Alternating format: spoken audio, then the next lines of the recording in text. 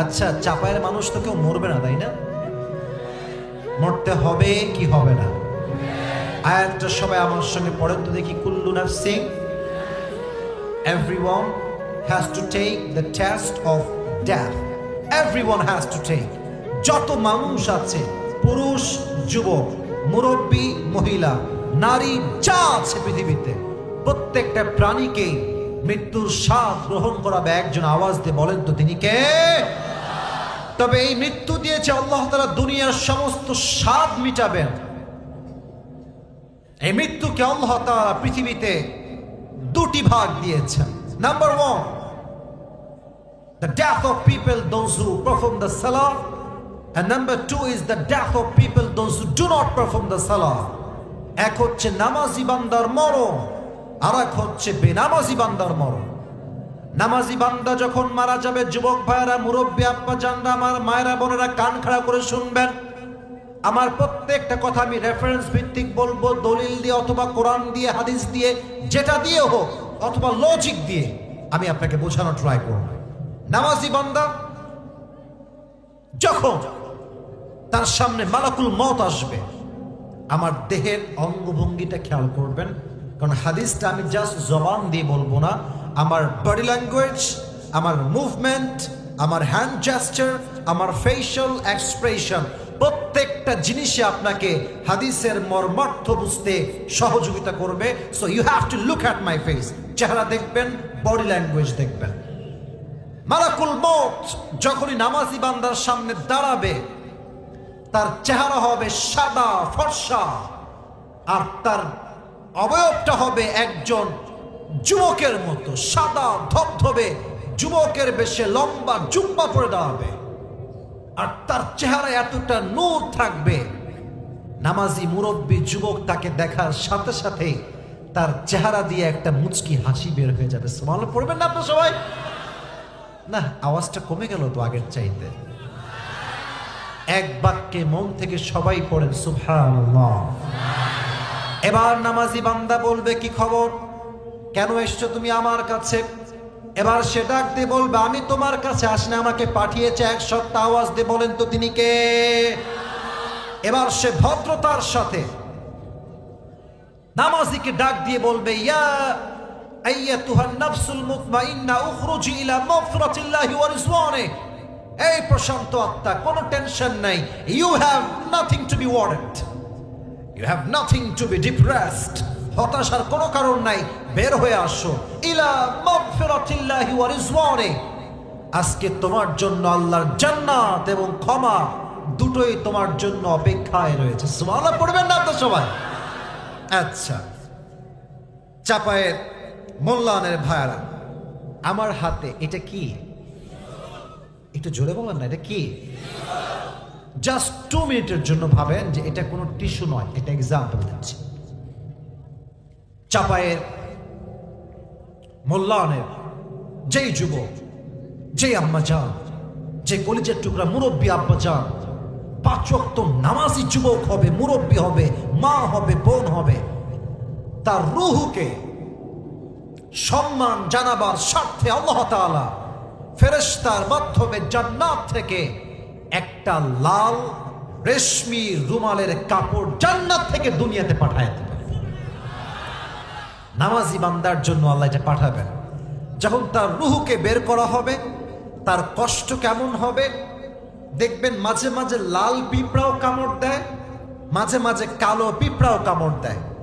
লাল পিঁপড়া কামড়াইলে ও মা গো বাবা গো, খুবই খুবই খুবই কষ্ট হয়, জলে গাগত। কিন্তু কালো পিঁপড়া কামড়া দেখবেন আহামরি কিন্তু বোঝা যায় না। নামাজি বান্দার মৃত্যু হবে ওই কালো পিঁপড়ার কামড়ের মতো। কখন যে সে শান্তির সাথে বের হয়ে যাবে সে টেরও পাওয়ার সুযোগ পাবে না। সুবহানাল্লাহ পড়বেন না আপনারা সবাই? নামাজি বান্দার মৃত্যু হবে এরকম। এবার আসেন নাম্বার 2 চ্যাপ্টারে, বেনামাজি বান্দার মরণ কেমন হবে। বেনামাজি বান্দার সামনে যখন মালাকুল মউত আসবে, তার দেহের রং হবে নীল, তার দেহের পোশাক হবে কালো, তার পা থাকবে আকাশে, তার পা থাকবে জমিনে, মাথা থাকবে আকাশ বরাবর, বিশাল লম্বা একটা দেহ। তার চেহারা এতটা ভয়ঙ্কর হবে, তার রূপ দেখার সাথে সাথে বেনামাজি মুরব্বী যুবক মা বোন তার দেহে একটা কম্পন তৈরি হয়ে যাবে, ডানে বামে পেছনে থর থর থর থর করে কাঁপবে, তার রুহটা বের হতে চাইবে না। একবার ডানে, একবার লেফট সাইডে, আর একবার ব্যাক সাইডে বারবার পালাবার ট্রাই করবে। তখনই মালাকুল মউত বলবে, এই বেনামাজি খবরদার। হাদিস শুনেন, ইয়া আইয়াতুহান নাফসুল খাবিসা উখরুজি ইলা গাদাবিল্লাহ, এই বেনামাজি খবরদার পালাবি না, বের হয়ে আয়, আল্লাহর গজবের দিকে, জাহান্নামের দিকে বের হয়ে আয়। চিৎকার দেওয়ার সাথে সাথে বেনামাজির রুহটা ছটফট ছটফট করবে, কিন্তু বের হবে না। যুবকের রুহটা বের হবে না, মুরব্বীর রুহটা আটকে যাবে, কষ্টে থর থর থর থর করে কাঁপবে। ইন দ্য মিন টাইম আমার বাম হাত দেখেন, হাদিসে এসেছে মালাকুল মউত তার বাম হাত দিয়ে এমন একটা থাবা মারবে বেনামাজির রুহের দিকে, যখন রুহটা টেনে হিচড়ে বের করবে। হাদিসে এসেছে একটা জীবিত ছাগলকে যাবেহ না করে তার চামড়া কেউ যদি ব্লেড দিয়ে, চাকু দিয়ে টেনে হিচড়ে ছিঁড়ে ফেলে, ওই ছাগলটার যেই পরিমাণ কষ্ট হয় তার চাইতে কমসে কম 70 গুণ বেশি কষ্ট দিয়ে বেনামাজি মানুষের রুহ কবজ করা হবে। বলেন নাউজুবিল্লাহ। চাপায়ের মোল্লারের ভাইয়ের একটু ঠান্ডা মাথায় কথাগুলো শুনেন। আশা করছি আপনার 1 ঘন্টা বৃথা যাবে না। আমাকে একটু বলেন তো, এই যে 70 গুণ বেশি কষ্ট হবে, আপনি সহ্য করতে পারবেন? বলেন না, মন থেকে বলেন, পারবেন পারবেন পারবেন। কেউ পারবে না। No one will able to be take that pain. কেউ দুনিয়াতে এমন নাই যে এই মৃত্যুর কষ্ট যন্ত্রণা সহ্য করতে পারবে।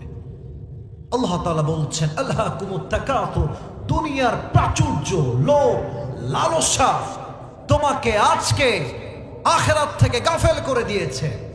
আর এই আখিরাত কেমন? আল্লাহ তাআলা বলছেন সূরাতুদ দুহা, আল্লাহ তাআলা বলছেন, আল আখিরাতু খায়রুল লাকা মিনাল উলা। আল্লাহ বলছেন, ও গোলাম, দুনিয়ার সম্পদকে তুমি সবকিছু মনে করছো, বাট মাথায় রাখবা দুনিয়ার চাইতে পরকালের জীবনকে শ্রেষ্ঠত্ব ঘোষণা করেছে একজন, তিনি কে? এবার আসেন যুবক ভাইয়েরা, যেই দিন মালাকুল মউত চোখের সামনে দাঁড়িয়ে যাবে, যদি আপনি সেই দিন বলেন যে ভাই আমি তো চাপায়ের এমপি ছিলাম, আমি তো মন্ত্রী ছিলাম, আমি তো এই দেশের প্রধানমন্ত্রী ছিলাম, আপনার কোনো পরিচয় কি আপনার মৃত্যুর কষ্ট থেকে বাঁচাতে পারবে? আমি শুনি নাই পারবে পারবে পারবে। অনেকে বলে আমার পীর আমাকে বাঁচাবে। এই যে ভণ্ডামি বাটপাই কথা আল্লাহর জমিনে আর কিচ্ছু হতে পারে না। যেখানে মা তার সন্তানকে চিনবে না, সন্তান তার মাকে চিনবে না, কিসের পীর? কিসের পীর তোমাকে বাঁচাবে? ওই পীর নিজেই জান্নাতে যাবে না জাহান্নামে, তার কাছে 2 পয়সা কোনো গ্যারান্টি নাই। ঠিক কিনা বলো যুবক ভাই? এবার আসেন, দুনিয়ার লালসা যখন শেষ হবে, ওই দিন কাজে আসবে একটা জিনিস। আল্লাহ তাআলা নিজে কোরআনে বলেছেন, ইন্না আকরামাকুম ইনদাল্লাহি আতকাকুম। কবরের ময়দানে, হাসরের ময়দানে, মৃত্যুর সময় নেতার কোনো পরিচয় চলবে না, মন্ত্রীর কোনো পরিচয় চলবে না। সেই দিন সবচেয়ে প্রাধান্য দেওয়া হবে সেই ব্যক্তিকে, সেই যুবককে যার হৃদয়ে ভয় আছে এক সত্তার। তিনি কে? বলেন না যুবক ভাইরা, তিনি কে? যাদের হৃদয়ে আছে আল্লাহর ভয়, তারা কভু পথ ভুলে যায় না। আল্লাহর প্রেম ছাড়া এই দুনিয়ায় কারো কাছে কোনো কিছু চায় না। ঠিক কিনা বলো যুবক ভাইরা? রাতের আধারে যারা সিজদাতে রয়, 2 চোখের অশ্রুতে নদী যেন বয়। ছলনার হাত ছানি যতই আসুক, ছলনার হাত ছানি যতই আসুক, পেছনে ফিরেও সে তাকায় না। যাদের হৃদয়ে আছে আল্লাহর ভয়, তারা কভু পথ ভুলে যায় না। আল্লাহর প্রেম ছাড়া এই দুনিয়ায় কারো কাছে কোনো কিছু চায় না। তাহলে ইন্না আকরামাকুম ইনদাল্লাহি আতকাকুম, এই কবরের জগতে যাওয়ার আগে একটা গুণ অর্জন করতে হবে, এটার নাম হচ্ছে তাকওয়া। আচ্ছা বলেন, ইসলামের শ্রেষ্ঠ খলিফা বীর বাহাদুর, যার মতো সাহাবী, সাহসী সাহাবী আর কেউ নাই, চাপায়ের মোল্লানের ভাড়া, তার নামটা কি বলতে পারবেন? Right answer. তাহলে বাঘের বাচ্চা বলবেন, তার নাম কি? ওমর ফারুক রাদিয়াল্লাহু তাআলা আনহু। এবার একটা আমি হাদিস থেকে সুন্দর স্টোরি, ঘটনা বলছি। I want to make you realize what is the importance of taqwa. আমি আপনাকে বোঝাতে চাই মায়েরা বোনেরা, তাকওয়া কাকে বলে। আর বেশিরভাগ যুবকের আজকে তাকওয়া নাই বলে রাত 3টা 4টা পর্যন্ত পর্নোগ্রাফি আর অশ্লীল ভিডিও দেখে বেড়ায়। পুরো যুব সমাজ ভরে গিয়েছে আজকে। দেখবেন ওর চোখে কোনো পাওয়ার নাই, গায়ে কোনো গোস্ত নাই। আগে ছিল 70 কেজি, এখন হয়ে গিয়েছে 50 কেজি। কারণটা ব্যাখ্যা করতে চাই না, কারণটা ব্যাখ্যা করতে চাই না। সময় থাকতে ভালো হয়ে যাও। কি বিয়ে করা লাগবে না আগামীতে? তোমার মরে গেলে বলো না, বিয়ে করা লাগবে না আগামীতে? তো এখন যদি তুমি আল্লাহর অবাধ্য হয়ে সমস্ত শক্তিকে নষ্ট করে দাও, তোমার বিয়ের পর তোমার চাইতে অসুখী মানুষ আল্লাহর জমিন আর কাউকে খুঁজে পাওয়া যাবে না। ঠিক কিনা বলো যুবক ভাই? ওমরের জামানায় একজন যুবকের হৃদয়ে আল্লাহর বড্ড লেভেলের ভয় ছিল, সেই ছিল মুত্তাকি যুবক। ওমরের ঘরের পাশে একজন যুবতী মেয়ের বাসা ছিল। সে প্রায় সময় সেই যুবককে দেখতো যে সে ওমরের কাছে আসে। তো সেই মেয়েটা ওই যুবকের প্রতি দুর্বল হয়ে গেল, আর বারবার প্রত্যেক দিন যুবককে বলতো, আসো তোমার সাথে আমি হারাম রিলেশনশিপ করতে চাই, খারাপ কাজ করতে চাই। যুবক বারবার বারবার একটা জবাব দিত, ইন্নী আখাফুল্লাহ, তোমার সঙ্গে আমি জিনা করব। এই নারী, কেউ আমাকে না দেখলেও আমাকে দেখবে আরশের মালিক। আওয়াজ দিয়ে বলেন তো তিনি কে? আল্লাহ আমাকে দেখবেন। অবাক করার বিষয় হচ্ছে জানেন, মেয়ে মানুষের ফাঁদ বড় মারাত্মক ফাঁদ। এই ফাঁদে যেই যুবক পা দিয়েছে ওর 14 গোষ্ঠী নির্বংশ হয়ে গিয়েছে। খবর লাগান, যদি আমি আসিফকে আপনি বিশ্বাস না করেন খবর লাগান। তবে হ্যাঁ, মেয়ে যদি চরিত্রবান হয় খাদিজার মতো, তাকে পেলে পুরো পরিবারের কপালের চাকাটা ঘুরে যায়। ঠিক কিনা বলেন? তবে আজকালকার মেয়েরা খাদিজার চরিত্রে চরিত্রবান হচ্ছে না। এবং বেশিরভাগ মেয়ে দেখবেন, চাপায়ও এরকম মেয়ে আছে যারা জিন্সের প্যান্ট টি শার্ট পরে, টাইট ফিটিং বোরকা পরে রাস্তাঘাটে বেহায়ার মতো ঘুরে বেড়ায়। এরকম মেয়ে চাপায় যুবক ভাইরা বলো, আছে না নাই? কেন আছে? কারণ হৃদয়ে আল্লাহর ভয়টা নাই। আমি অনেক মেয়েকে দেখেছি বোরকাওয়ালি, মাশাআল্লাহ, দেখলে মনে হবে यार ये तो अभी के अभी जन्नत से भाग के आई है, इतनी खूबसूरत, इतनी अच्छी पर्दा यार मैं तो कभी भी नहीं देखा। কিন্তু যেই মেয়েটা হিজাব পরে, বোরকা পরে, হাত মোজা পরে, সবাইকে আমি এক পাল্লায় মাপছি না, বাট কিছু মেয়ে বোরকা পরে একাই 3-4টা প্রেম একাই করে বেড়ায়। এজন্য আমি তাকওয়ার কথা বলতে গেলে একটা কথাই বলি যুবক ভাইয়ারা, বিয়ের সময় আটা সুন্দরী নয়, মেকআপ সুন্দরী নয়, টিকটকার মেয়ে নয়। বিয়ের সময় তাকেই বিয়ে করতে হবে যার চরিত্র এবং তাকওয়াটা ভালো। ঠিক কিনা বলো? মাথায় রাখবার। হ্যাঁ, যখন বিয়ে করতে যাবা, মুরব্বীরা 2-1 জন আছেন ডানে, আপনারা রাগ করবেন না, এটা আপনাদের জন্য কাজ দিবে। বিয়ে করতে গেলে মুরব্বীদেরকে নিয়ে যেও সাথে, একা হিটলারি করতে যেও না। হ্যাঁ, ফান্দে পড়িয়া বোকা কান্দের হয়ে যাবে কিন্তু। ঠিক কিনা? আর যখন বিয়ের বাসায় যাবা, চাপায়ের ভাই আপনাদেরকে ভালোবাসে, তাই তাফসিরের মাঝে 2-1টা কথা এক্সট্রা বলছি, জাস্ট এর সঙ্গে অ্যাড করে। সেটা হচ্ছে, আমার বোনেরা আমার কথায় please don't mind and don't take it negatively, because everyone is not same, everyone has different personality. আমি আসিফ যদি আজকে কোট টাইপ প্যান্ট পরে জুতা চুরি করি, তার মানে এটা নয় যে প্রত্যেকটা কোট প্যান্ট টাইওয়ালা জুতা চোর। ঠিক কিনা বলেন? আমি আসিফ যদি আজকে টুপি পরে, জুব্বা পরে সুদ খাই, ঘুষ খাই, তার মানে এটা নয় যে প্রত্যেকটা টুপিওয়ালাই সুদখোর। ঠিক কিনা বলো যুবক ভাই? সব মেয়েকে আমি এক বলছি না, আমি আগে এটা অ্যানাউন্সমেন্ট দিলাম। বিয়ে করতে গেছো, মেয়ে মাশাআল্লাহ দেখতে ওয়াও ভালো, জাস্ট লুকিং লাইক এ সুন্দর, ওরে বাবারে এত সুন্দরী মেয়ে, তো তোমার মাথায় চিন্তা কি রে মেয়েটার কি আগে কোথাও তো মেয়েকে বলবা আচ্ছা আপু একটা প্রশ্ন করবো, রাগ করবেন না তো? তো মেয়েটা বলবে বলেন ভাইয়া কি বলবেন বলেন। তো বলবা যে রাগ করবা না, আমি আগে বলছি কথাটা বাস্তব হলে ঠিক বলো না, তোমার চুপচাপ থাকবা। বলবে আচ্ছা আপু আপনার কি আগে কোনো প্রেমিক বা বয়ফ্রেন্ড ছিল? বলে নাউজুবিল্লাহ, কি বলছেন ভাইয়া, এটা কোনো কথা? আমি জীবনে এগুলো কোনোদিন বুঝিই নাই, আমি সারা জীবন বোরকায় ছিলাম, পর্দায় ছিলাম। ওরে বাবা রে বাবা, মনে হবে যে এর মতো ভালো তো কেউ নাই, কিন্তু হিসাব রাখবা যেই মেয়ে একটু বেশি সুফিগিরি দেখায় এই জামানায় এসে, ইয়াদ রাখনা মেরে দোস্ত দাল মে কুছ কালা তো জরুর হ্যায়। এজন্য তাকওয়া নাই যেই মেয়ের, সে যেই হোক না কেন সে আমার বউ হওয়ার কোনো যোগ্যতা রাখে না। তো সেই মেয়েটার পাল্লায় পড়ে যুবকটা একদিন জেনা করবার জন্য চলেই আসছে, জেনা করবে আজকে নিয়ত করে আসছে। তো আমার হাত দেখেন, এটা হচ্ছে একটা পা মনে করেন, তো মেয়েটার চৌখাট হচ্ছে এটা এন্ট্রি গেট। যুবকটা যখনই এখানে পা দিবে আল্লাহর একটা আয়াত স্মরণ আসছে। কোরআনে আল্লাহ তাআলা বলেছেন ইন্নাল্লাযীনা ইত্তাকাউ ইযা মাসসাহুম তাঈফুম মিনাশ শাইতানি তাযাক্কারু ফাইযা হুম মুবসিরুন। অর্থ হচ্ছে এরকম, যখনই কোন মুত্তাকি বান্দাকে শয়তান কোন অশ্লীল কাজে নিয়ে আসে, বাজে কাজে লিপ্ত করে, তাযাক্কারু ফাইযা হুম মুবসিরুন, সঙ্গে সঙ্গে সেই মুত্তাকি বান্দা স্মরণ করে এক সত্তাকে। তিনি কে? যুবক এমনে পা দিবে ওর গেটে জেনা করবার জন্য, মুরব্বী আব্বা জানরা পা দিয়ে উল্টে পড়ে গেছে পেছনের দিকে অজ্ঞান হয়ে।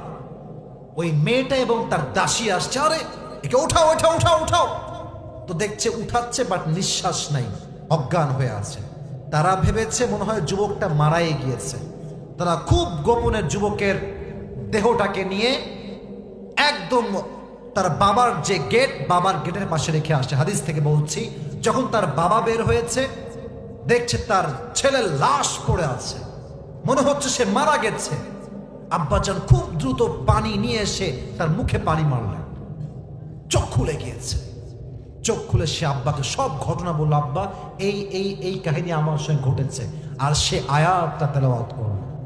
আয়াত তেলাওয়াত করতে করতে শেষ মুহূর্তে সেই যুবকটা কালেমা পড়েই মৃত্যুবরণ করল। সুবহানাল্লাহ নাই চাপায়ের ভাইদের, যুবক ভাইরা, এই যুবকের জানাজা পড়বার জন্য, ইমাম হওয়ার জন্য অমর রাষ্ট্রনায়ক নিজে ইমাম হয়ে আসলেন, নামাজ পড়ালেন। যখন তার দেহকে, লাশকে কবরে রাখা হবে, কবরস্থ করা হলো, ওমরে ফারুক দেখতে তার আব্বা দুই চোখের পানি ছেড়ে কান্না করছে, চোখের অশ্রু থামেই না। ওমরে ফারুক ডাকতে বলেন, আব্বা জান খবরদার, ডোন্ট ক্রাই, কাঁদবেন না। আল্লাহর আয়াত শোনেন, সূরাতুর রহমান, ওয়ালিমান খাফা মাকাম রাব্বিহি জান্নাতান, যে আল্লাহর ভয় নিয়ে কবরে যাবে তার জন্য একটা জান্নাত নয়, আল্লাহ দুটি জান্নাত প্রস্তুত করে রেখেছে। সুবহানাল্লাহ পড়বেন না আপনারা সবাই? এই জন্য যুবক ভাইরা, হাত্তা যুরতুমুল মাকাবির, এই কবরে যাওয়ার আগে তাকওয়ার গুণটা অর্জন করতে হবে। আল্লাহ সবাইকে মুত্তাকি বান্দা হওয়ার তৌফিক দান করুন, সকলেই পড়ে আমিন। আচ্ছা এবার বলেন, ইসলামের প্রথম খলিফা কি নাম? এই যে ভয় পায়, চাপের মানুষ তো ভয় পায় না। আবু বকর, নাম বলেন কি নাম? আরো জোরে কি নাম?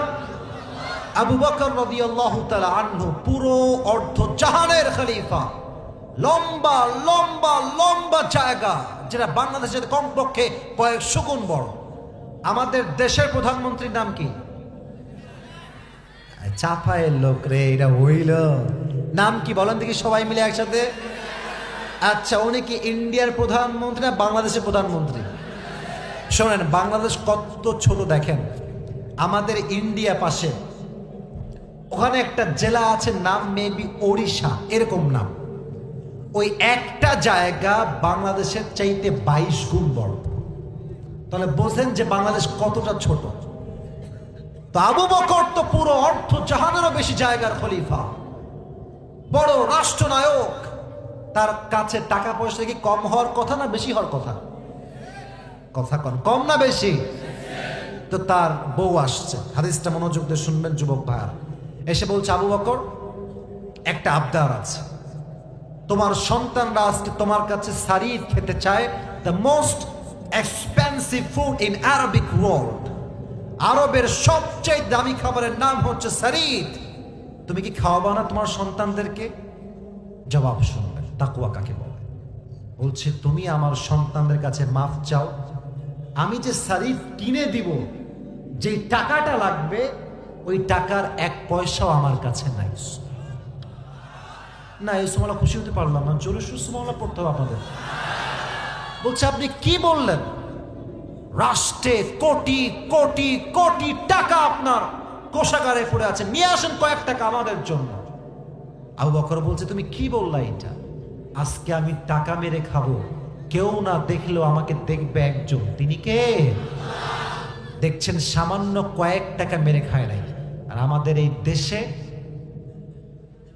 হাজার, কিসের লাখ টাকা, কি কয়ে রে, হাজার হাজার কোটি টাকা দেশ থেকে বিদেশের মাটিতে চুরি করে পাচার করে দেওয়া হবে। আর এই দেশে কথা বলবো কি ভাই বলেন? সারা জীবন নর্তগিরি করছে, গান গাইছে, পতিতাগিরি করে খেয়েছে, তারাও নাকি আজকাল সংসদের মেম্বার অব দ্য পার্লামেন্ট হয়ে যায়। যেই দেশের নর্তকী সংসদে যায়, সেই দেশের অধপতন কেউ আটকাতে পারবে না, ঠিক কিনা বলে যুবক ভাই? তবে এবার আমি খুশি হয়েছি, এবার আমি খুশি হয়েছি। যারাই ইসলামের বিপক্ষে কথা বলবে, আলেমদেরকে কটাক্ষ করবে, এদের নিকৃষ্ট এমন একটা অবস্থা আল্লাহ করবে, সে কখনো কল্পনাও করতে পারবে না, ঠিক কিনা বলো যুবক ভাই? আবু বকর এক টাকাও মেরে খায় নাই। 3 মাস পরের কথা, আমি হাদিসটা প্রিসাইজলি বলছি শর্ট করে, কারণ আমাকে আরো কিছু বিষয়কে রিপ্রেজেন্ট করতে হবে। আবু বকর বলছে, আমার কাছে নাই, আমি মাফ চাই। 3 মাস পরের কথা, তিনি বাসায় আসছেন। তো দেখছেন তার বউ তার কাছে ছোট্ট একটা প্লেট নিয়ে আসছে, ছোট্ট একটা প্লেট, ওখানে কয়েক টুকরা সারিদ আছে। উনি বললেন, আরে এই সারিদ কই থেকে আসলো? আমি তো টাকা দেই নাই, আমি তো টাকা দিই, আসলো কই থেকে? বলছে, রাগ করবেন না, এটা হারাম না। আপনি যে প্রত্যেক মাসে আমাকে স্যালারি দিতেন, মাসিক খরচ, হাত খরচ, প্রত্যেক মাসে কিছু টাকা বাঁচিয়ে বাঁচিয়ে বাঁচিয়ে আজকে আমি আপনার জন্য, সন্তানের জন্য সামান্য কিছু সারিদ ক্রয় করেছি। সুবহানাল্লাহ পড়বেন না আপনারা সবাই? নেন, আপনি খান, কোনো হারাম নাই, কিচ্ছু নাই। উনি 1-2 টুকরা মুখে নিলেন। হাদিসের মেইন পয়েন্ট এখন, মেইন মেসেজ এখন, 2 টুকরা খেয়ে সোজা রাষ্ট্রের সংসদ ভবনে গিয়ে বিশাল লম্বা একটা মিটিং ডাকলেন। রাষ্ট্রের মন্ত্রী, এমপি, মেয়র, পুলিশ, আর্মি, যত সংসদের parliament member of the parliament আছে সবাইকে, যত মেম্বার অফ দ্য পার্লামেন্ট সবাইকে এক জায়গায় হাজির করলেন। এবার তিনি মাইক না, একদম মাইক নিলে যেমন সাউন্ড হয়, ঘোষণা দিয়ে কথা বললেন। শোনো সাহাবা একরাম যারা আছেন, আপনারা, আমার একটা ঘোষণা দিচ্ছে আমি, আপনারা আমাকে যেই বেতন প্রত্যেক মাসে দেন, এই মাস থেকে বেতনটা কমাই দিবেন। তো বলছে, বেতন কমাবো কেন?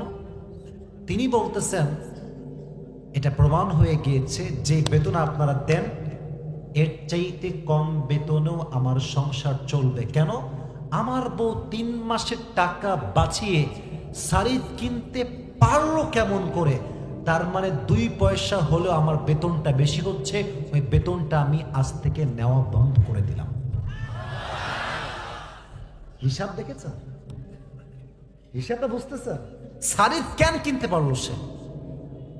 টাকা কেন বাঁচলো আমার? ওই 2 দিরহাম কেন বাঁচবে আমার? আমি যা নিব তাই পারফেক্ট হবে, আর 2 পয়সা বেশি হবে, আর আল্লাহ আমাকে কাঠ গড়ায় দাঁড় করাবে হিসাবের দিনে। আমি আবু বকর আল্লাহর ভয়ঙ্কর বিচারে আমি দাঁড়াতে চাই না। সুবহানাল্লাহ পড়বেন না আপনারা সবাই? হাত্তা যুরতুমুল মাকাবির, আয়াত বোঝাকে বুঝবেন, ইন্না আকরামাকুম ইনদাল্লাহি আতকাকুম।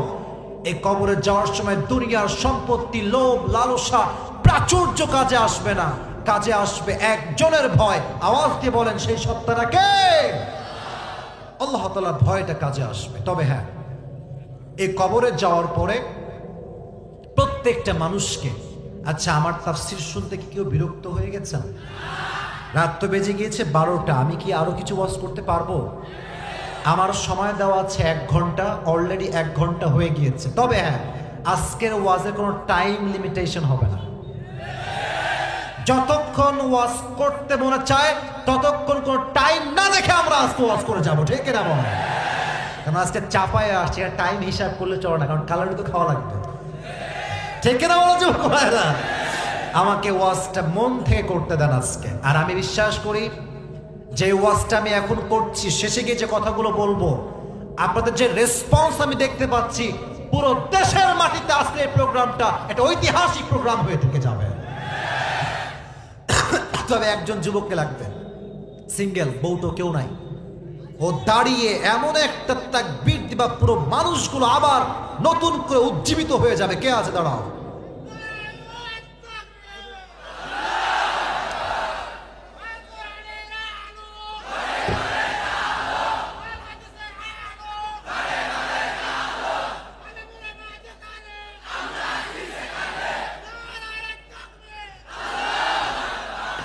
মাঝে মাঝে একটু মজাও দরকার আছে, ঠিক না বলো?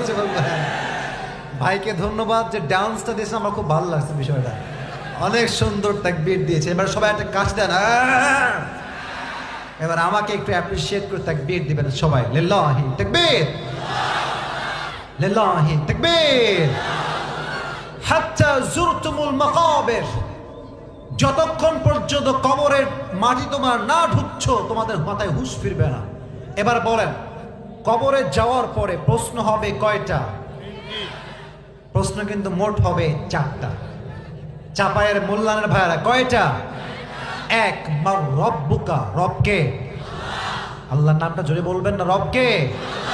আল্লাহ আমার রব, দমে দমে তনু মনে তারি অনুভব, ঠিক কিনা বলো যুবক ভাই?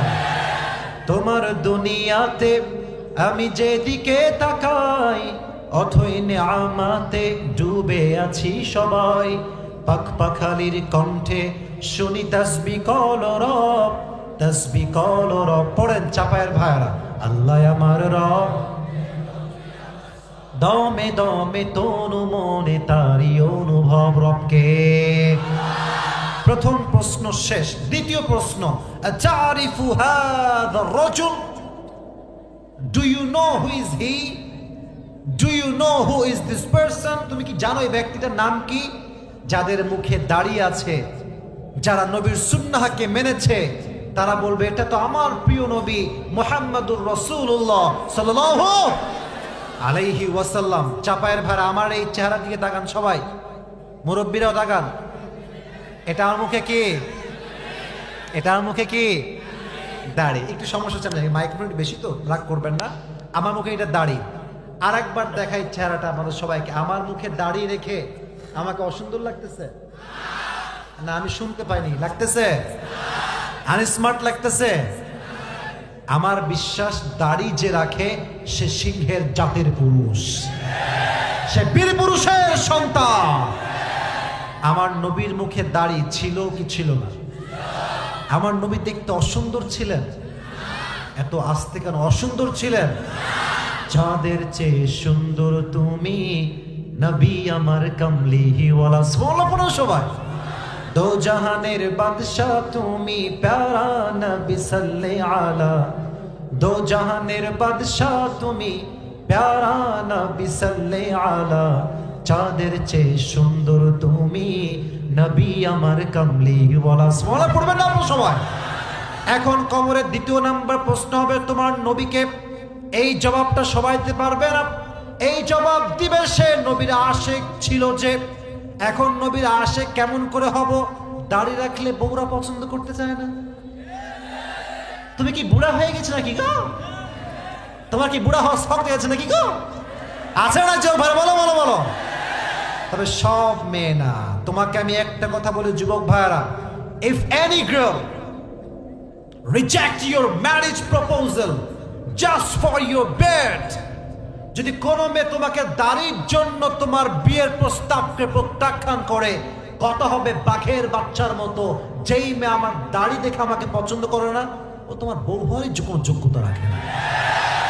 আর যেই মেয়ে বলবে যে দাড়ি আমার পছন্দ না, আপনাকে বিয়ে করবো না, এদিকে তাকাও, তাকে একটু সম্মান দিবা। ও আচ্ছা তাই না, তো ঠিক আছে আপু, যেহেতু আপনার দাড়ি পছন্দ না, তাহলে আপনার জন্য একটা অপশন আমার কাছে আছে। আপনাকে আমি কোরিয়ান বিটিএস হিজড়ার সাথে বিয়ে দিতে ইচ্ছুক আছি, যদি আপনি একমত হন।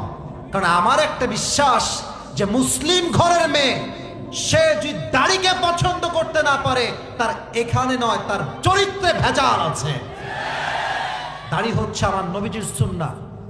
যেই মেয়ে আমাকে দাড়ি দেখেই পছন্দ করবে, তাকে আমি চোখ বুঝে আল্লাহর জন্য বিয়ে করবো। ঠিক কিনা বলো যুবক ভাই? নবীর সুন্নাহর দাড়িটা রেখে দাও, কবরের দ্বিতীয় প্রশ্নের জবাবটা সহজ হয়ে যাবে।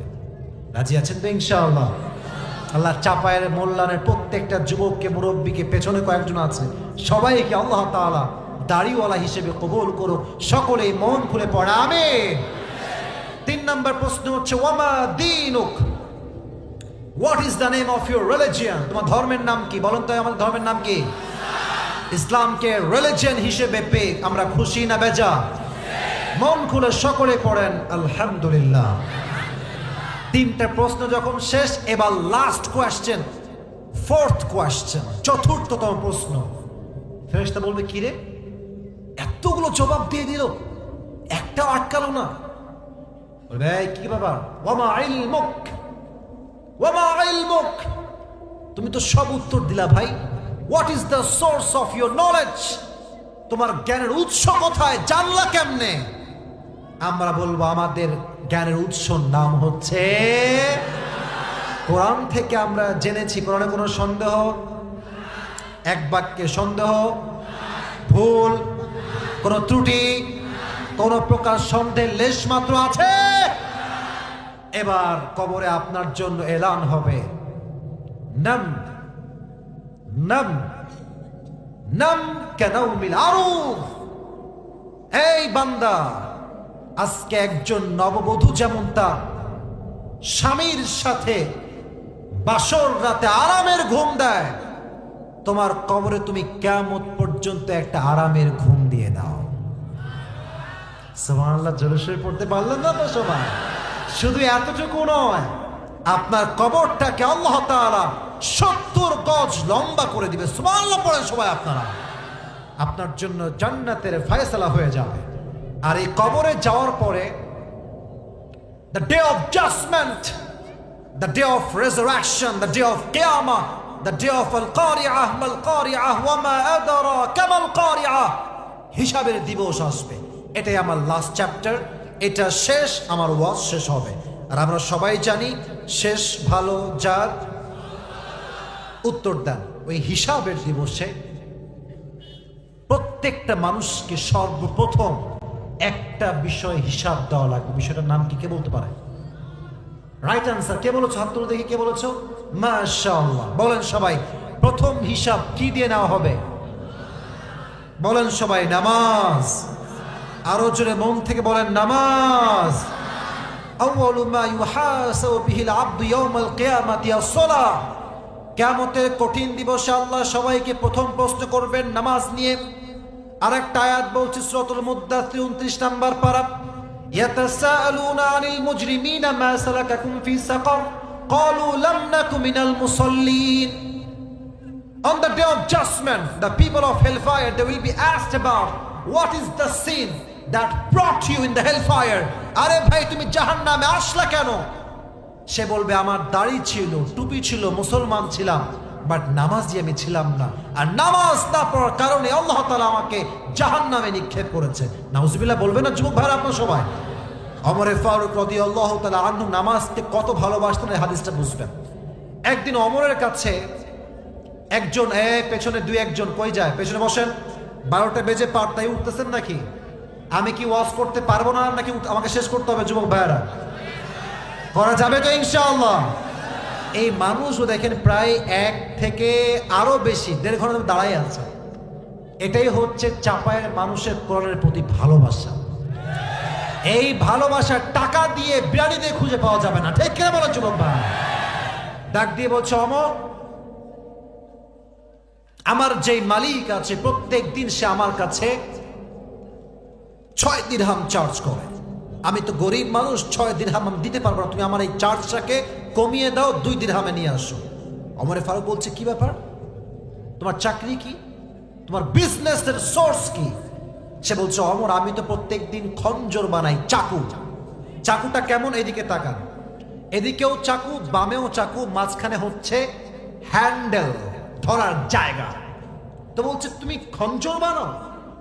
এই মদিনাতে কেউ বানাইতে পারে না ম্যান, তুমি তো একাই বানাও। তুমি তো অনেক বড় richest man, the biggest business magnate in Medina, তুমি তো অনেক ধনী মানুষ, তোমার দিরহাম 6 নয় 10 দিরহাম হওয়া দরকার।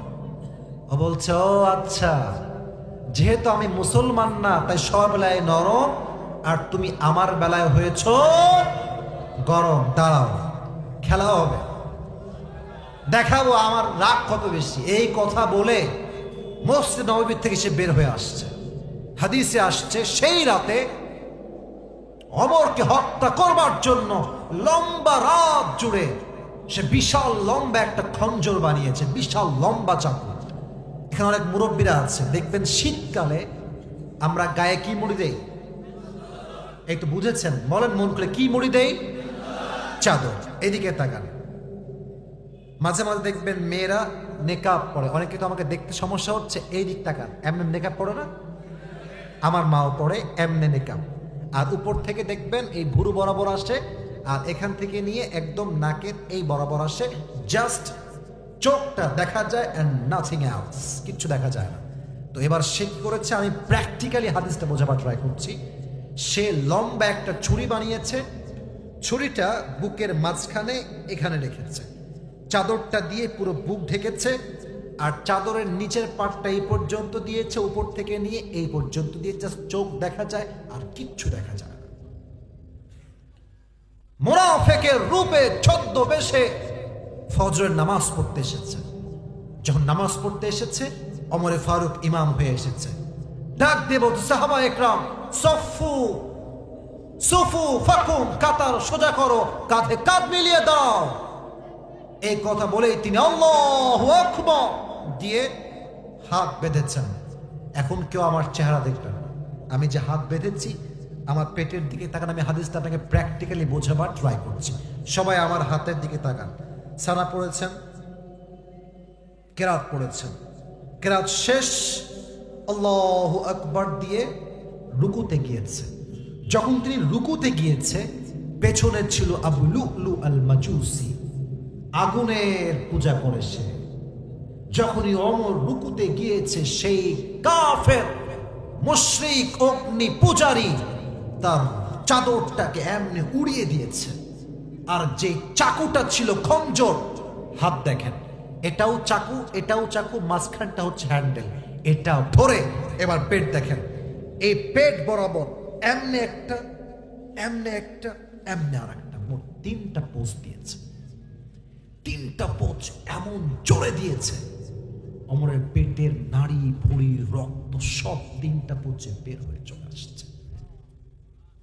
ওমরে ফারুক চিৎকার দিয়ে নামাজের মাঝেই বলছে, কাতালানি আল কালব, একটা কুকুর আমাকে হত্যা করেছে, আমাকে বাঁচাও।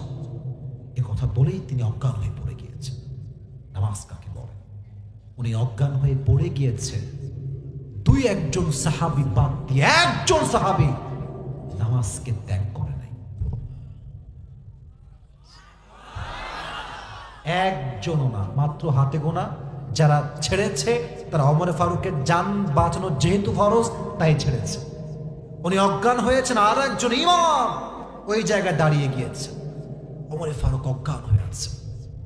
রাষ্ট্রের সব চিকিৎসক দৌড় দিয়ে আসছে, রাষ্ট্রের খলিফা, prime minister, he is going to die, বাঁচাও তাকে।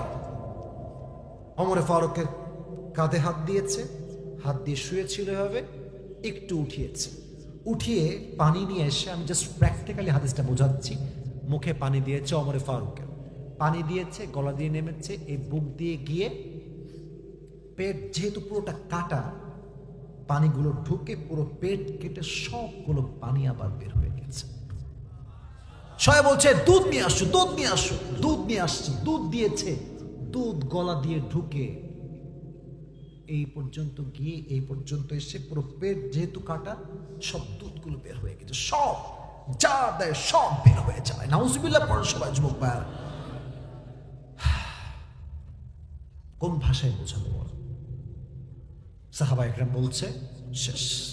ডাক্তাররা, উই আর সো সরি, আমাদের কাছে আর কিচ্ছু করার নাই। We think Omar is going to die very soon. Omar শেষ, আর বাঁচবে না হয়তো বা। নামাজ কাকে বলে? ওমরে ফারুক হঠাৎ করে অজ্ঞান থেকে জ্ঞানে ফিরে আসছে। আমার চোখ দেখেন, হালকা চোখ খুলেছে, একদম মিটি মিটি চোখ, নট এ লং, একদম এতটুকু। বলছে এই সাহাবি এদিকে, তুমি এদিকে আসো, এদিকে আসো, ডাক দিয়েছে। সে এসে তার কানটা অমরের মুখের কাছে দিয়েছে। বলছে অমর কি হয়েছে বলো। ওমরে ফারুক তার কানে কানে টাকার কথা নয়, সম্পত্তির কথা নয়, মায়ের কথা নয়, বইয়ের কথা নয়, সন্তানের কথা নয়, নট অ্যানাদার সিঙ্গেল ওয়ার্ড, একটা শব্দও নয়। প্রথমে তিনি বলছেন এই আসল্লাহ নাস, আমি যেই নামাজের ইমাম ছিলাম, আমাকে তো ছুরি দিয়ে আঘাত করা হলো, আমি তো অজ্ঞান হয়ে গেলাম। আমার অজ্ঞান হওয়ার পরে তোমরা কি সে নামাজটা আদায় করেছিলে? নারী ভুড়ি বের হয়ে আছে, পুরো জায়গা রক্তাক্ত হয়ে আছে। And Sahaba Ikram, they are definitely damn sure that Omar is going to die very soon. এখনই মারা যাবে। যার নারী ভুড়ি নাই সে বাঁচে কেমন করে যুবক ভাইয়েরা? ওই মুহূর্তে বলছে আসল্লাহ নাস, have they performed the salatul fajr? আমি যে ফজর নামাজের ইমাম ছিলাম, আমি তো শেষ হয়ে গেলাম। আমাকে শুধু এতটুকু বলো, তোমরা কি আমার পরে নামাজটা আদায় করেছিলে কিনা? সুবহানাল্লাহ পড়ে সবাই। সাহাবা ইকরাম বলল নাম, ইয়া খলিফাতুল মুসলিমিন, ইয়া আমিরুল মুমিনিন, নাম আমরা পড়েছি, সবাই পড়েছি আমরা। এটা শুনে তিনি ওই মুহূর্তে একটা চেহারা দিয়ে মুচকি হাসি দিলেন আর বললেন মাশাআল্লাহ, মারহাবা মারহাবা, তোমার নামাজ পড়েছ তাহলে? ওমরে ফারুক শেষ মুহূর্তে নামাজের কথা জিজ্ঞেস করে কালেমা পড়তে পড়তে আল্লাহর রাস্তায় শহীদ মৃত্যুবরণ করলেন। সুবহানাল্লাহ পড়ে সবাই আপনারা। যে মানুষটা দুনিয়াতে জান্নাতের টিকিট কনফার্ম, তাও সে মৃত্যুর আগে নামাজের কথা ভুলে নাই, কবরে যাওয়ার আগে নামাজের কথা ভুলে নাই। চাপায়ের ভাইয়েরা, আমি একটা প্রশ্ন করি সবাইকে, এক বাক্যে উত্তর দেবেন, because I know you have the idea about this answer. সবাই জানেন উত্তরটা কি হবে। নবীর জীবনে, আমাদের নবীজি প্যারা হাবিব, তার জীবনের শেষ কথা উম্মতের জন্য ছিল কি? আবার বলেন, ছিল কি? সালাত বা নামাজ। নবী যেদিন মারা যাবেন, জিবরাইল আসছে, ইয়া রাসূলুল্লাহ আসসালামু আলাইকা ইয়া রাহমাতাল লিল আলামিন। নবী হে, এই যে সালাম আপনাকে আমি দিলাম, এটা আমি দেইনি, এটা স্বয়ং আল্লাহ নিজে আরশ আজিম থেকে আপনাকে সালাম জানিয়েছে। সুবহানাল্লাহ আসতে বললেন আপনার চাপায়ের ভাই। এই যে মন থেকে নবীর জন্য সুবহানাল্লাহ পড়বেন না আপনার সবাই? নবী, আল্লাহ আপনাকে সালাম দিয়েছে। নবী আপনি কেমন আছেন? নবীর পুরো গায়ে প্রচন্ড জ্বর, ডান বাম হতে পারছেন না। ইয়া রাসূলুল্লাহ, নবীজি বলছে আমার কিচ্ছু হয়নি, আল্লাহর রহমতে আলহামদুলিল্লাহ আলা কুল্লি হাল, আমি বড্ড ভালোই আছি। সুবহানাল্লাহ পড়বেন না আপনারা? নবীজি বলছে কি খবর তোমার, বলো, আপডেট বলো। বলছে ইয়া রাসূলুল্লাহ, আজ গেটের বাইরে একজন গেস্ট আসছে, হি ওয়ান্না মিট উইথ ইউ, সে আপনার সঙ্গে সাক্ষাৎ করতে চায়, পারমিশন দিলে নিয়ে আসবো। বলছে মেহমান বাইরে কেন, নিয়ে আসো ভিতরে। মেহমান যিনি এসেছেন তার নাম হচ্ছে মালাকুল মউত আজরাইল আলাইহিস সালাতু ওয়াস সালাম। আল্লাহু আকবার। এসেছে, বলছে ইয়া রাসূলুল্লাহ আসসালামু আলাইকুম। সেও এসে সালাম, আর নবীকে ডাক দিয়ে বলছে ইয়া রাসূলুল্লাহ, জীবনের প্রত্যেকটা নবীর রূহ আমি কবজ করেছি, but you are the first person আপনি প্রথম মানুষ যার শিউরে দাঁড়িয়ে আমি প্রথমে সালাম পেশ করেছি। আমি জীবনে কাউকে আপনার মতো সালাম পেশ করিনি। সুবহানাল্লাহ পড়ে সুবহান। নবীজি বলছে, আচ্ছা ওয়ালাইকুম আসসালাম, কেন এসেছো আমার কাছে বলো? নবী, কাজ তো একটাই, রূহ কবজ করি। This is my job, this is my duty, এটাই আমার কাজ। তবে হ্যাঁ, আল্লাহ আমাকে বলেছেন, এই জিবরাইল খবরদার, এটা সাধারণ কোনো মানুষ নয়, এটা আমার প্যারা হাবিব। যখন যাবি তাকে জিজ্ঞেস করবি, নবী আপনি কি আল্লাহর কাছে যেতে চান নাকি চান না? যদি নবী বলে আমি যেতে চাই, নিয়ে আসবি। যদি বলে আমি আসতে চাই না, আমার প্যারা হাবিবকে দুনিয়াতে রেখে তুই আবার ফেরত চলে আসবি। আপনারা সবাই পাকিস্তানের একজন বড় স্কলার মাওলানা তারিক জামিল নাম শুনেছেন যুবক ভাইরা? আপনারা দেখবেন সাদা পাগড়ি পরে। উনি এই হাদিসটা বলতে গিয়ে ছোট্ট একটা উর্দু বাক্য বলেছেন। I would like to mention that in Urdu. আমি উল্লেখ করছি ওই কোটটাকে, জাস্ট উল্লেখ করে আমি ওটাকে বাংলা তর্জমা করব। উনি বললেন একটা কথা, উর্দুতে বললেন যে, जिस इंसान के पास मौत भी इजाजत मांगती है कि मैं आपके पास आऊं या ना आऊं, मैं उस रसूल से, उस इंसान से मोहब्बत ना करूं तो मैं किससे मोहब्बत करूं? এর অর্থ হচ্ছে, যেই নবীর কাছে মৃত্যুটা পর্যন্ত পারমিশন চাই, নবী আমি আসবো নাকি আসবো না, আমি সেই নবীকে ভালো না বাসলে মেসি এবং নেইমারকে কোন বিবেকে আমি মুসলমান ঘরের সন্তান হয়ে ভালোবাসবো? আমার নবী তো আমার আদর্শের জায়গা। নবীজি বললেন, জিবরাইল কি বলো তুমি, আমি কি যাবো নাকি যাবো না? জিবরাইলের মাথা নিচের দিকে, বিনয়ের সাথে বলছে, ইয়া রাসূলুল্লাহ, মায়েরা কান খাড়া করবেন, একটা মেসেজ আছে আপনাদের জন্য। বলছে, ইয়া রাসূলুল্লাহ, আমি এতটুকুই বলবো, আল্লাহ আরশে আজিমে আপনার দিদার পাওয়ার জন্য, সাক্ষাতের জন্য আল্লাহ নিজে অপেক্ষায় বসে আছে। সুবহানাল্লাহ। আপনারা নবীজি বলেন, সব দান করবা এই জন্য, আল্লাহর কাছে যখন আমি দাঁড়াবো আল্লাহকে বলবো, আল্লাহ আমার হাত দেখো, আমি গেছিলাম খালি হাতে মধ্যবিত্ত পরিবারের সন্তান হয়ে, আজকে আমি তোমার কাছে ফিরেও এসেছি সেই খালি হাত নিয়ে। দুনিয়াতে জাস্ট আমি তোমার ভালোবাসা আদর্শ কায়েম করে আসছি, আমার কাছে কোনো কিছুই আর ছিল না, সব দান হয়ে গেল।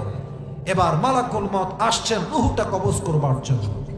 যখনই কবজ করতে আসবে, নবী দুইটা নসিহত উম্মতের জন্য রিপিট আফটার রিপিট করলেন। এক, আসসালাত আসসালাত আসসালাত আসসালাত, ইয়া উম্মতি ওয়া মা মালাকাত আইমানুকুম, হে আমার উম্মতরা, যাই করো আর তাই করো, নামাজকে ছেড়ে দিও না, নামাজকে বাদ দিও না।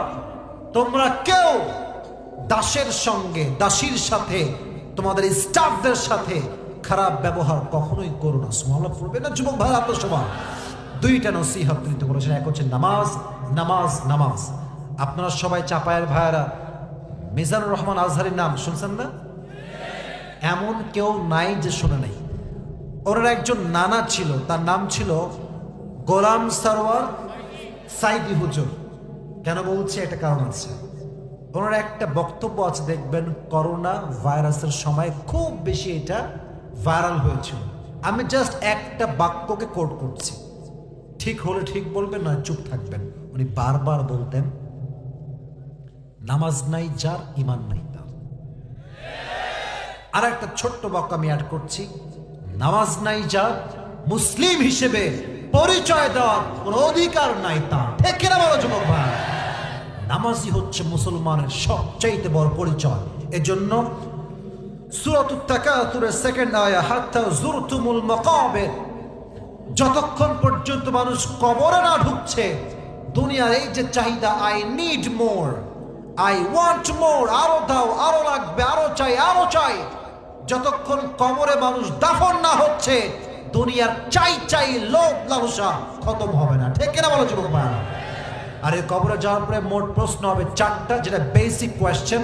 আর কিয়ামতের দিবসে প্রত্যেকটা মানুষকে হিসাব নেওয়া হবে একটা বিষয়, এটার নাম হচ্ছে এটার নাম হচ্ছে, আরো জোরে, এটার নাম হচ্ছে। আল্লাহ আমাদের সবাইকে 5 ওয়াক্ত নামাজি হওয়ার তৌফিক দান করুন। সকলে পড়া আমিন। ওয়াজ শেষ হয়নি রে। লাল লাল লাল গেঞ্জি, লাল গেঞ্জি আর একটা সাদা গেঞ্জি, মাত্র 2 জন, কেউ যাবেন না। সবাই একটা তাকবীর দেন আমার সাথে, লিল্লাহি তাকবীর। এবার সবাই হাত তুলে আল কোরআনের আলো, আল হাদিসের আলো, কোরআন হাদিস যেখানে, আলেম ওলামা যেখানে, মোল্লানবাসী যেখানে, আল্লাহ কবুল করুন। সকলে পড়া আমিন। এবার পুরো ওয়াজের সারাংশ বলছি, just I will take 2 minutes, এর বেশি না। আপনারা শুনবেন, তারপর দেখবো আমার টাকা পুরস্কারটা কে পায়। আসেন সবাই আমাকে জবাব দেন, কাশি দেন সবাই আগে। আজকে যেই পাড়ার থেকে আমরা তাফসীর শুনেছি, পাড়াটার নাম কত নাম্বার পাড়া? যেই সূরার তাফসীর শুনেছি, সূরাটার নাম, মাশাআল্লাহ, আমার মুরব্বী আব্বা জানরা আমাকে অ্যাপ্রিশিয়েট করছে। I am so glad for that, I am so grateful for that. শুকরিয়া, অনেক অনেক শুকরিয়া। সূরাতুত তাকাতুর, আবার বলার নামটা কি? এই সূরা মোট আয়াত সংখ্যা কয়টা? আচ্ছা, টাকা আমার লসে কনফার্ম লস। 8টা আয়াত সংখ্যা। সূরাটা কি মাদানী না মাক্কি? এই সূরার সেন্ট্রাল থিম বা সাবজেক্ট ম্যাটার, মূল আলোচ্য বিষয় হচ্ছে ফিরে যেতে হবে একজনের কাছে। আওয়াজ দিয়ে বলেন তো তিনি কে? এই যে আমার দেহে সব কিন্তু দামি কাপড়, আমি কোনো শখ করছি না। আমি যদি আজকে মারা যাই, কাপড়গুলো থাকবে? আচ্ছা, 2-1 জন যুবক তো জানেন আপনারা যে আমি গত 10-12 দিন আগে একটা বিশাল বড় অ্যাক্সিডেন্ট করেছিলাম, জানেন নাকি আপনারা? আমার মনে হয় যে আজকের মোল্লানের যুবকদের এবং মাহফিল কমিটির দোয়া আমি আসিফের সাথে আছে বলে আল্লাহ আমাকে বাঁচিয়ে দিয়েছিল সেই দিন, ঠিক কিনা? কেমনে বেঁচেছি একটু ছোট কথা বলে ফেলি, মনে চলে আসলো। আমার গাড়ি ছিল রোডের একদম মাঝখান দিয়ে আমরা যাচ্ছি। গাড়ির স্পিড ছিল মেবি 70। কত? গাড়ির 70 কিন্তু খুব বেশি কম না, কিন্তু একেবারে কম বলা যাবে না। আর আমরা রোডে ছিলাম চাপা রোড, মানে লম্বা বিশ্ব রোড না, চাপা রোড। তো ড্রাইভার, হ্যালো করা, তো ড্রাইভার সাহেব মানে টার্নিং পয়েন্ট তো আছে ডান দিকে, উনি বুঝে উঠতে পারে না, অন্ধকার তো। তো যখন এভাবে বুঝবেন ভাই আমি এদিক থেকে এদিক যাব, আমার গাড়ি যদি 70 থাকে তাহলে আমি ঘুরাইলে ব্যালেন্স করতে পারবেন না, আপনি পারবেন না, অসুবিধা, আপনি সোজা খালেই যাবেন, টান নিতে পারবেন না। তো আমাদের যেটা হয়েছে, আমরা সোজা এসে ডানে যাব, তো টার্ন নিতে গিয়ে গাড়ির স্পিড হয়ে গিয়েছে ওভার। আর একটা স্যাডেস্ট থিং হচ্ছে, ওই দিন প্রচুর বৃষ্টি হয়েছে মোটামুটি। তো বৃষ্টি দেখবেন কাদা থাকলে ব্রেকে কাজ করে না। তা আমাদের ড্রাইভার তিনবার he has tried his best, চেষ্টা করেছে ব্রেকটা মারার জন্য। একবার ব্রেক দেয়, একবার গাড়ি উড়ে যায়। 3বার উড়েছে খালি রাস্তাতে, 3বার ব্রেক দেওয়া হয়েছে। সোজা গিয়ে গাছের সাথে লাগলো, গাছের সাথে লেগে আমার হাত দেখেন, আমি এর আগেও বলেছিলাম ঘটনা কোন একটা ওয়াজে, এমনি 3বার গাড়িটা উল্টাইছে। কথা কি বুঝতেছেন আপনারা? একটা কার যদি 3বার উল্টায় খালে গিয়ে পড়ে, তো মানুষের বাঁচার কথা না। আর সবচেয়ে বড় বিষয়, আরো অবাক করার বিষয় বাদ থাকলো, দেখবেন কারে একটা সিট বেল্ট আছে, জানেন আপনারা সবাই? ওই সিট বেল্ট আমি বাঁধিই নাই, সে কিচ্ছু নাই আমার গায়ে। আমার ড্রাইভার সিট বেল্ট বাঁধা, আমার সামনে ক্যামেরা সিট বেল্ট বাঁধা, আমার পাশে আমার সহকারী সিট বেল্ট বাঁধা। I am the only one person যে মাঝখানে বসেছি, কোনো সিট বেল্ট নাই। আজীব কথা, গাড়ি 3বার উল্টাইলো, কাঁচ সামনে ভেঙে গেল, উপরে ছাদ ভেঙে গেছে, এদিকে গেট নাই, গেট গেছে ভেঙে, কিচ্ছু নাই গাড়ির। দেখবেন ভিডিও হয়তো ফেসবুকে আবার পাবেন। কিন্তু অবাক করার বিষয়, চাপায়ের ভাইয়ার আমার দেহে 1 চুল পরিমাণ কোনো আঁচ লাগে নাই, 1 চুল পরিমাণও আঁচ আমি টেরই পাইনি। কিন্তু যেমনে উল্টাইছি, বাঁচার কথা ছিল না। শুধু আমি একা না, গাড়িতে আরো 6 জন ছিল, সব মিলায় 1জন পার্সনও ওই ধাক্কায় উল্টায় গাড়ি ভেঙে গিয়েছে, কারো বিন্দু পরিমাণ কোনো ক্ষতি হয় না। জাস্ট সামনে একজন যখন পানি ঢুকতে শুরু করেছে, গাড়িতে পানি ঢুকতেছে, মানে নিচের পানিটা গাড়িতে ঢুকতে শুরু করেছে, আমি তো ভয়ে শেষ, কিরে ডুবে গেলাম নাকি। তো তখনই সামনে যিনি ছিল উনি এমনি বাড়ি দিয়ে গ্লাসটা ভেঙে ফেলেছে, সামনের যে গ্লাস বামে ছিল ওইটা, তখন ওই পাশ দিয়ে সে বের হয়েছে। তো তার হাত একটু কেটেছে শুধু বাড়ি দেওয়ার জন্য, নট ফর দ্য অ্যাক্সিডেন্ট, বাড়ি মারার জন্য হাত কেটেছে। তো এই যে হেফাজত নিজাম, এই সব কিছু কার হাতে? তাহলে বুঝতে হবে এই সূরার সেন্ট্রাল থিম হচ্ছে any time you can die, there is no age of death, লিকুল্লি উম্মাতিন আজাল ইযা জাআ আজালুহুম ফালা ইস্তাখিরুনা সাআ ওয়ালা ইস্তাকদিমুন, everyone has a specific time to die and the death will come on time, it will never ever late. মৃত্যুর কোনো বয়স হয় না যুবক ভাইরা, যখন যার হায়াত শেষ তখনই মালাকুল মউত পাঠিয়ে দিবে কে? তাহলে এই সূরার মূল মেসেজটা হচ্ছে we have to go back to our Lord, আমাদের সবাইকে রবের কাছে ফিরে যেতে হবে, চলে যেতে হবে। এখন আল্লাহ তাআলা বলছেন আল্লাহকুমুত তাকাতুর, তোমাদেরকে দুনিয়ার লোভ লালসা প্রাচুর্য পাগল করে দিয়েছে, তোমরা ততক্ষণ পর্যন্ত হুঁশে আসবে না হাত্তা যুরতুমুল মাকাবির, যতক্ষণ পর্যন্ত কবরে না ঢুকছো। তো কবরে যাওয়ার পূর্বে একটা গুণ অর্জন করতে আমি সবাইকে নসিহত করেছি, গুণটা হচ্ছে কার ভয়?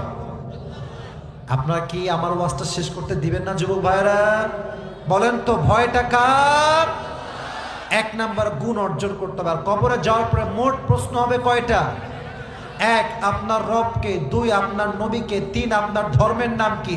উত্তর শেষ। চার নাম্বার, আপনার জ্ঞানের উৎস কি? ডানের ভাড়া জ্ঞানের উৎস কি? উত্তর শেষ, কবরটা হয়ে যাবে জান্নাতের বাগান।